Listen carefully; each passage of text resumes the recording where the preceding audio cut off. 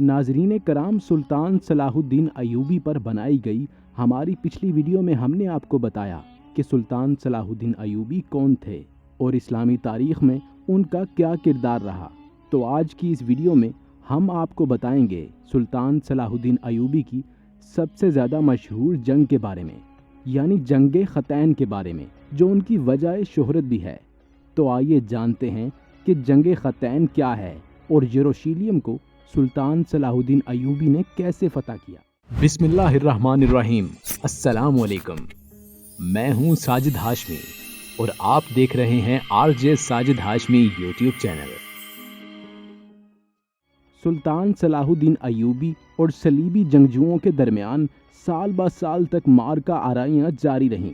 آخر مختلف جنگی کارروائیوں اور مقابلوں کے بعد وہ معرکہ پیش آیا جو تاریخ میں فیصلہ کن حیثیت رکھتا ہے اور جس نے فلسطین کی مسیحی سلطنت کا خاتمہ اور صلیبیوں کی قسمت کا فیصلہ کر دیا۔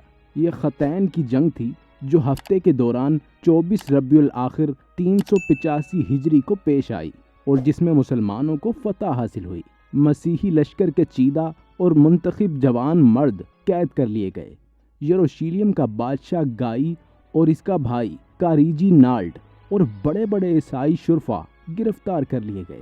جنگ خطین 4 جولائی 1187 ہجری کو مسیحی سلطنت یروشلم اور سلطان صلاح الدین ایوبی کی افواج کے درمیان لڑی گئی، جس میں فتح کے بعد مسلمانوں نے پیش قدمی کرتے ہوئے بیت المقدس کو مسیحی قبضے سے چھڑوا لیا۔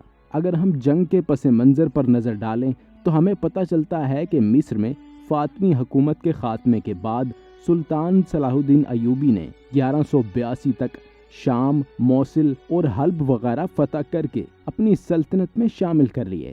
اس دوران صلیبی سردار رینالڈ کے ساتھ 4 سالہ صلح کا معاہدہ طے پایا، جس کی روح سے دونوں ایک دوسرے کی مدد کرنے کے پابند تھے، لیکن یہ معاہدہ محض کاغذی اور رسمی ثابت ہوا کیونکہ صلیبی بدستور اپنی اشتعال انگیزیوں میں مصروف تھے اور مسلمانوں کے قافلوں کو برابر لوٹ رہے تھے۔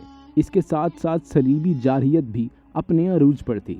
1186 ہجری میں مسیحوں کے ایک ایسے ہی حملے میں رینالڈ نے یہ جسارت کی کہ بہت سے دیگر مسیحی امراء کے ساتھ مدینہ منورہ پر حملے کی غرض سے حجاز مقدس پر حملہ آور ہوا۔ سلطان صلاح الدین ایوبی نے ان کی سرگرمیوں کی روک تھام کے لیے اقدامات کیے اور فوراً رینالڈ کا تعاقب کرتے ہوئے خطین میں اسے جا لیا۔ سلطان صلاح الدین ایوبی نے یہیں دشمن کے لشکر پر ایک ایسا آتش گیر مادہ ڈلوایا جس سے زمین پر آگ بھڑک اٹھی۔ چنانچہ اس آتشی ماحول میں 11 جولائی 1187 ہجری کو خطین کے مقام پر تاریخ کی خوفناک ترین جنگ کا آغاز ہوا۔ اس جنگ کے نتیجے میں 30,000 مسیحی ہلاک ہوئے اور اتنے ہی قیدی بنا لیے گئے۔ رینالڈ گرفتار ہوا اور سلطان نے اپنے ہاتھ سے اس کا سر قلم کیا۔ اس جنگ کے بعد اسلامی افواج مسیحی علاقوں پر چھا گئیں اور انہوں نے پیش قدمی کرتے ہوئے بیت المقدس کا محاصرہ کر لیا اور 2 اکتوبر 1187 ہجری کو بیت المقدس فتح کر لیا۔ خطین کے معرکے میں شکست مسیحیوں پر اس قدر کاری ضرب ثابت ہوئی کہ اس کی خبر سنتے ہی پوپ اربن سوم صدمے سے ہلاک ہو گیا۔ مدتوں تک جنگ کا یہ میدان جس میں یہ خونی لڑائی ہوتی تھی اور جہاں بیان کیا جاتا ہے کہ 3,000 آدمی مارے گئے تھے، مشہور رہا کہ 1 سال کے بعد ہڈیوں کے تودے اور ڈھیر دور سے لوگوں کو نظر آتے تھے اور جانوروں کے کھانے کے بعد ٹکڑے بچے تھے وہ بھی میدان جنگ میں جا بجا پڑے دکھائی دیتے تھے۔ اس فتح کے ساتھ یہ واقعہ بھی تاریخ میں یادگار رہے گا، جس سے سلطان کی دینی حمیت اور قوت ایمانی کا اندازہ ہوتا ہے۔ سلطان صلاح الدین ایوبی نے اپنا خیمہ لڑائی کے میدان میں نصب کیا۔ جب خیمہ نصب ہو گیا تو حکم دیا کہ قیدی سامنے حاضر کیے جائیں۔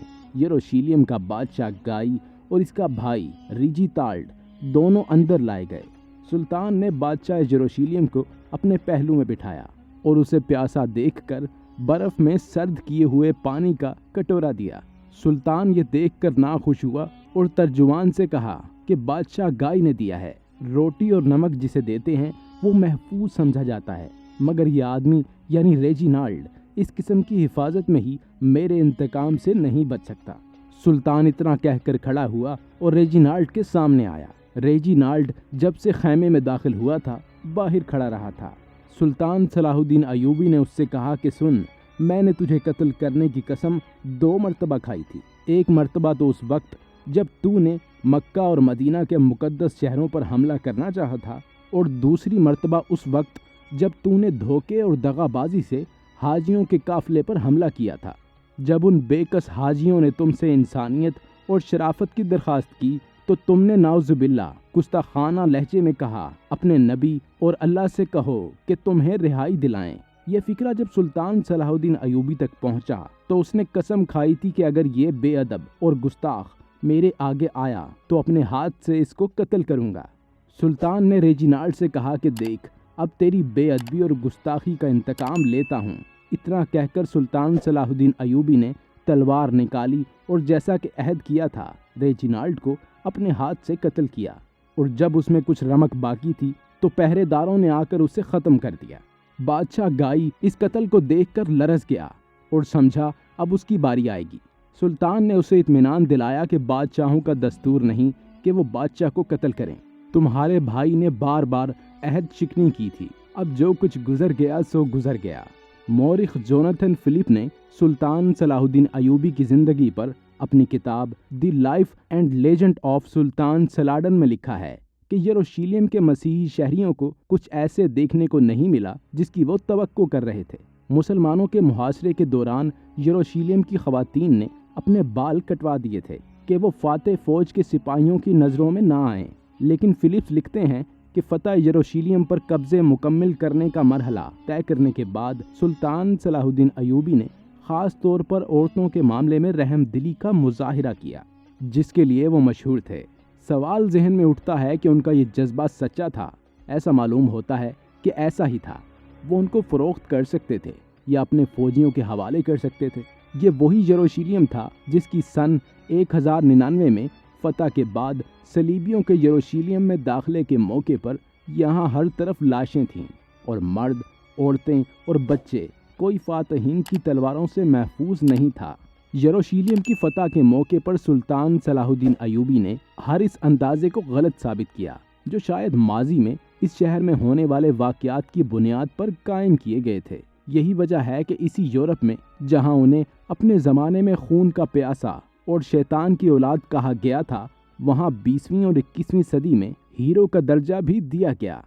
دوستوں، امید کرتے ہیں کہ سلطان صلاح الدین ایوبی سے متعلق ہماری یہ دوسری اور آخری ویڈیو بھی آپ کو پسند آئی ہوگی۔ اگر ہماری یہ کاوش آپ کو پسند آئی ہو تو براہ مہربانی چینل کو سبسکرائب کیجیے اور بیل آئیکن کو پریس کیجیے۔